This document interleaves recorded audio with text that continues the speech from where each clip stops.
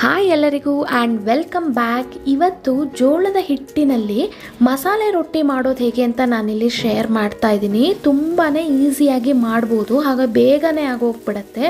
ರುಚಿ ಕೂಡ ಅಷ್ಟೇ ಚೆನ್ನಾಗಿರುತ್ತೆ. ಮಾರ್ನಿಂಗ್ ಬ್ರೇಕ್ಫಾಸ್ಟ್ಗೆ, ಲಂಚ್ ಬಾಕ್ಸ್ಗೆ ನೀವು ಇದನ್ನು ಸರ್ವ್ ಮಾಡ್ಬೋದು. ಬನ್ನಿ ಹೇಗೆ ಮಾಡೋದು ನೋಡೋಣ. ಮೊದಲಿಗೆ ಒಂದು ಮಿಕ್ಸಿಂಗ್ ಬೌಲ್ಗೆ ಸಣ್ಣಗೆ ಹೆಚ್ಚಿರುವಂಥ ಈರುಳ್ಳಿನ ಹಾಕ್ಕೊಂಡಿದ್ದೀನಿ, ತುರಿದ ಕ್ಯಾರೆಟ್ ಹಾಗೂ ತುರಿದ ಪನ್ನೀರ್ನ ಕೂಡ ಇಲ್ಲಿ ಬಳಸಿದ್ದೀನಿ. ಇದೊಂದು ಎಕ್ಸ್ಟ್ರಾ ಟೇಸ್ಟಿಗೆ ಅಷ್ಟೇ. ಸಣ್ಣಗೆ ಹೆಚ್ಚಿರುವಂತಹ ಕೊತ್ತಂಬರಿ ಸೊಪ್ಪು, ಇಲ್ಲಿ ನಾನು ಬೆಳ್ಳುಳ್ಳಿ, ಹಸಿಮೆಣಸಿನಕಾಯಿಗೆ ಜೀರಿಗೆನ ಕುಟ್ಟಿ ಈ ರೀತಿ ಹಾಕ್ಕೊಳ್ತಾ ಇದ್ದೀನಿ. ನಂತರ ಸ್ವಲ್ಪ ಬಿಳಿ ಎಳ್ಳು, ಇಲ್ಲಿ ನಾನು ಮಸಾಲೆಗೆ ಇಷ್ಟೇ ಬಳಸಿರೋದು. ಇನ್ನು ರುಚಿಗೆ ತಕ್ಕಷ್ಟು ಉಪ್ಪು ಹಾಗೂ ಧನಿಯಾ ಪುಡಿ, ಖಾರಕ್ಕೆ ಎಷ್ಟು ಬೇಕೋ ಅಷ್ಟು ಅಚ್ಚ ಪುಡಿ, ಇಷ್ಟನ್ನು ಹಾಕಿ ಚೆನ್ನಾಗಿ ಕಲಿಸ್ಕೊಳ್ಳಿ. ಇಲ್ಲಿ ನೀವು ಪಾಲಕ್ ಸೊಪ್ಪು, ಮೆಂತ್ಯ ಸೊಪ್ಪು ಅಥವಾ ಸಬ್ಸಿಗೆ ಸೊಪ್ಪು ಕೂಡ ನೀವಿಲ್ಲಿ ಬಳಸ್ಕೊಳ್ಬೋದು. ಪನ್ನೀರ್ ಜಸ್ಟ್ ಆಪ್ಷನಲ್, ಬೇಕಿದ್ರೆ ಹಾಕ್ಕೊಳ್ಬೋದು. ಈ ಮಸಾಲೆಗೆ ನಾನು 1 ಕಪ್ಪಷ್ಟು ಜೋಳದ ಹಿಟ್ಟನ್ನು ತೊಗೊಂಡಿದ್ದೀನಿ.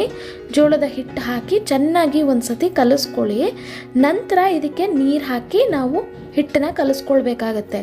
ಹಿಟ್ಟು ಬಂದು ನಿಮಗೆ ತೀರಾ ಗಟ್ಟಿ ಇರಬಾರ್ದು, ಹಾಗೆ ತೀರಾ ತೆಳ್ಳಗೆ ಕೂಡ ಇರಬಾರ್ದು. ನಿಮಗೆ ರೊಟ್ಟಿಗೆ ನೀವು ತಟ್ತೀರಲ್ಲ, ಮಸಾಲೆ ರೊಟ್ಟಿ ನೀವು ತಟ್ಟಿ ಹೇಗೆ ಮಾಡ್ತೀರಾ ಆ ಹದಕ್ಕೆ ಇದ್ದರೆ ಸಾಕು. ತೀರಾ ಆಗಬಾರ್ದು, ಹಾಗೆ ತೀರಾ ಗಟ್ಟಿ ಕೂಡ ಇರಬಾರ್ದು. ಗಟ್ಟಿ ಆದರೆ ಬಿರುಕು ಬಿಡುತ್ತೆ ನೀವು ತಟ್ಟಬೇಕಾದ್ರೆ. ನೋಡಿ, ಇದು ಕರೆಕ್ಟಾಗಿದೆ. ಇಲ್ಲಿ ನಾನು ಬಟರ್ ಪೇಪರ್ಗೆ ಎಣ್ಣೆನ ಸವರ್ಕೊಂಡು ರೊಟ್ಟಿನ ತಟ್ತಾ ಇದ್ದೀನಿ. ಬಟರ್ ಪೇಪರ್ ಇಲ್ಲ ಅಂತಂದರೆ ನೀವು ತೆಳ್ಳಗಿನ ಕಾಟನ್ ಬಟ್ಟೆನ ಒದ್ದೆ ಮಾಡಿಕೊಂಡು ಅದರಲ್ಲಿ ಕೂಡ ರೊಟ್ಟಿನ ತಟ್ಟಿ ನೀವು ಬೇಯಿಸ್ಕೊಳ್ಬೋದು. ಇಲ್ಲ ಅಂತಂದರೆ ಬಾಳೆ ಎಲೆ ಇದ್ದರೆ ಬಾಳೆ ಎಲೆನಲ್ಲಿ ಕೂಡ ನೀವು ರೊಟ್ಟಿ ತಟ್ಟಿ ಬೇಯಿಸ್ಕೊಳ್ಬೋದು. ಅದು ಕೂಡ ತುಂಬಾ ರುಚಿಯಾಗಿರುತ್ತೆ. ಬಾಳೆ ಎಲೆ ಉಪಯೋಗ ಮಾಡೋದ್ರಿಂದ ನಿಮಗೆ ಬಾಳೆ ಎಲೆ ಫ್ಲೇವರ್ ಕೂಡ ಆ್ಯಡ್ ಆಗಿ ರೊಟ್ಟಿ ಇನ್ನೂ ಟೇಸ್ಟಿಯಾಗಿರುತ್ತೆ. ಸೊ ನಾನಿಲ್ಲಿ ಬಟರ್ ಪೇಪರ್ನ ಬಳಸಿದ್ದೀನಿ. ಕಾದ ಕಾವಲಿಗೆ ಈ ರೀತಿ ಬಟರ್ ಪೇಪರ್ನ ಉಲ್ಟಾ ಇಟ್ಟು ಅದನ್ನು ಮೆಲ್ಲಗೆ ನೀವು ಬಿಡಿಸ್ಕೊಳ್ಬೇಕಾಗುತ್ತೆ. ಈಸಿಯಾಗಿ ಬರುತ್ತೆ, ಎಣ್ಣೆ ಸವರಿರೋ ಕಾರಣದಿಂದ ಈಸಿಯಾಗಿ ಬರುತ್ತೆ. ಇನ್ನು ನಾನು ಇದನ್ನು ಮುಚ್ಚಿ ಬೇಯಿಸ್ಕೊಳ್ತಾ ಇದ್ದೀನಿ. ಎರಡೂ ಕಡೆ ಚೆನ್ನಾಗಿ ಬೇಯಬೇಕು.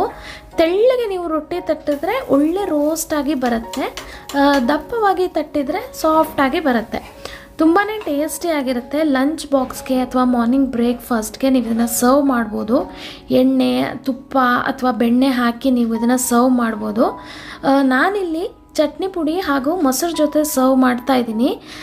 ಇದು ಯಾವುದು ಬೇಡ, ಆ್ಯಕ್ಚುಲಿ ಹಾಗೆ ಕೂಡ ನೀವು ಇದನ್ನು ತಿನ್ಬೋದು. ಯಾಕೆಂದರೆ ಇದರಲ್ಲಿ ಮಸಾಲೆ ನಾವು ಹಾಕಿರ್ತೀವಲ್ಲ, ಹಾಗೆ ರೊಟ್ಟಿ ತಿನ್ನೋದಕ್ಕೂ ಕೂಡ ತುಂಬಾ ಟೇಸ್ಟಿಯಾಗಿರುತ್ತೆ. ಖಂಡಿತವಾಗ್ಲೂ ಈ ಒಂದು ರೆಸಿಪಿನ ನೀವು ಟ್ರೈ ಮಾಡಿ. ಮುಂದಿನ ಇಂಟ್ರೆಸ್ಟಿಂಗ್ ರೆಸಿಪಿಯೊಂದಿಗೆ ನಾನು ನಿಮಗೆ ನೆಕ್ಸ್ಟ್ ವಿಡಿಯೋದಲ್ಲಿ ಸಿಗ್ತೀನಿ. Stay tune, stay connected and thank you for watching.